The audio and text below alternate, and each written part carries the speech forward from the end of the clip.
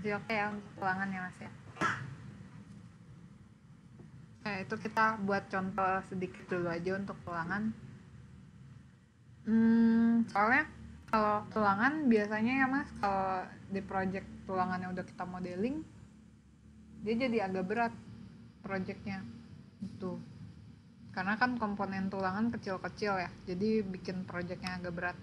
Nah, jadi untuk latihan kita coba sedikit dulu aja. Oke, kalau gitu kita lanjutkan sekarang untuk membuat schedule or quantities ya. Nah, untuk 3D view-nya, ini kan masih masuk dalam section box ya Mas. Kalau kita mau kembalikan 3D view ke yang semula, ini kan kita nggak bisa ya balik ke default 3D view. Pokoknya kalau kita klik default 3D view pasti baliknya ke sini lagi. Nah, jadi kalau mau kita kembalikan ke semula, ini dari kotak properties tinggal di scroll ke bawah, nanti ketemu yang namanya section box ya. Nah, ini bisa di unchecklist aja. Section box-nya di uncheck. Kalau udah, kursornya tinggal dikeluarkan dari kotak properties. Nah, nanti akan kembali 3D view-nya ke semula ya.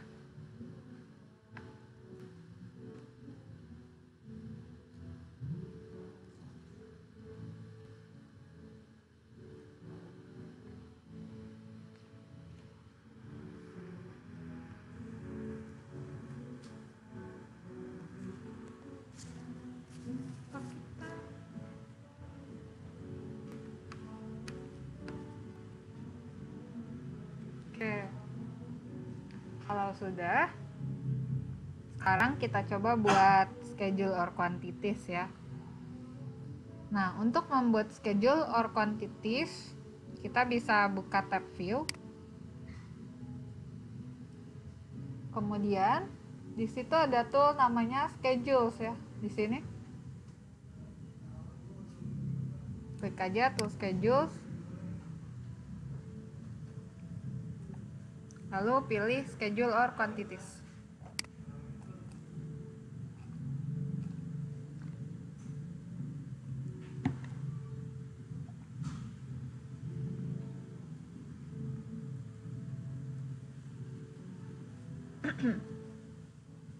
Nah,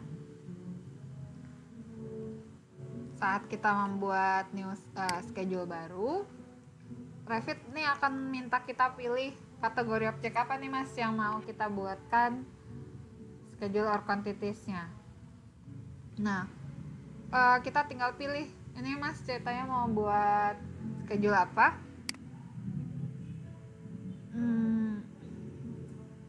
Misalkan kita mau tahu bill of quantity dari kolom. Nah, kita coba cari kategori structural column ya.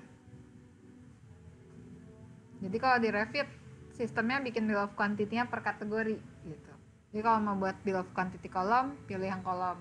Nanti kalau mau buat untuk fondasi, bikin lagi yang baru untuk foundation gitu ya.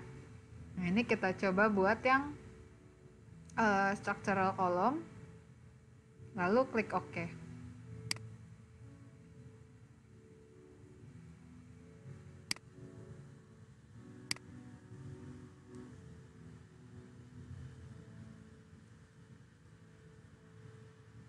Nah, selanjutnya kita harus pilih fields-nya dulu nih Mas. Fields atau data apa aja yang mau kita tampilkan di dalam bill of quantity-nya. Nah, biasanya pertama itu kita masukin family and type. Jadi supaya tahu ini jenis kolomnya kolom apa gitu ya. Untuk masukin fieldnya ke kanan, ini bisa di double klik aja ya. Atau bisa juga klik sekali, lalu ini ada panah yang ke kanan nih, add parameter. Nah, habis family and type, kita coba cari yang lainnya.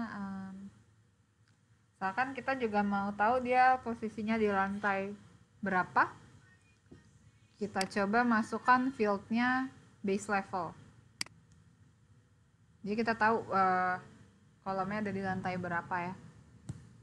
Base level, lalu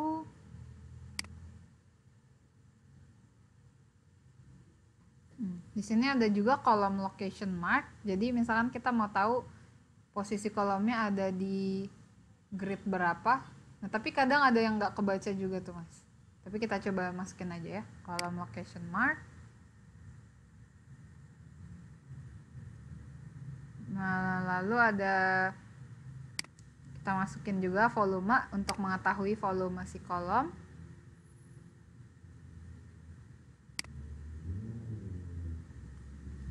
Kemudian kita coba masukin estimated reinforcement volume.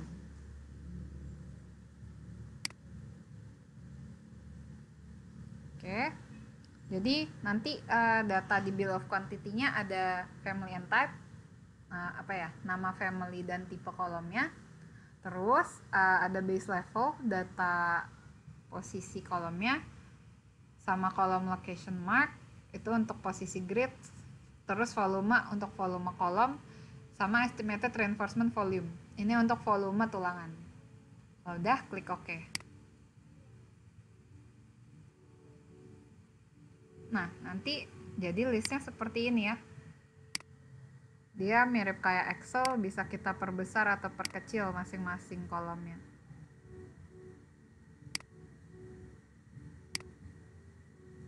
Nah, dari sini kita bisa lihat ya, untuk kolom yang ada tulangan, dia keluar estimated reinforcement volume-nya. Nah, untuk masing-masing kolom kita juga bisa mengetahui ya untuk volumenya berapa.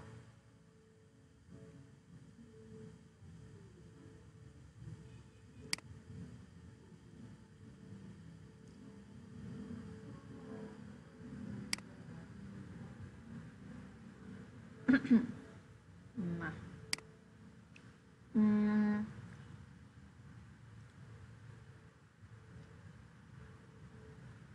oke.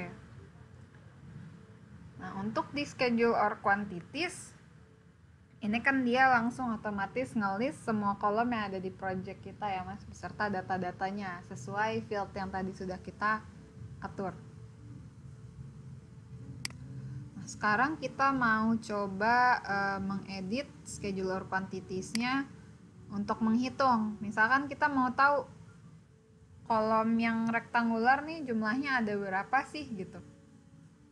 Nah, untuk menghitungnya dari kotak properties kita bisa edit sorting or grouping ya. Kita ada sorting or grouping, kita klik edit di sampingnya.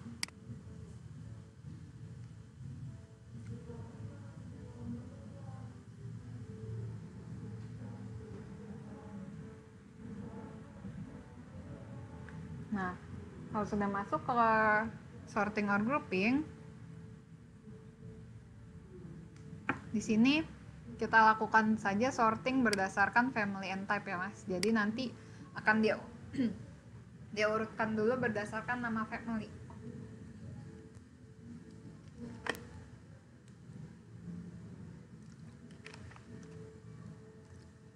Nah, kalau sudah disorting berdasarkan nama family-nya, selanjutnya kita kasih footer nih mas, supaya nanti per family akan dia hitungkan. Jadi kan di project kita kolomnya nggak cuma yang kotak doang, ada yang lingkaran, ada kolom lainnya mungkin.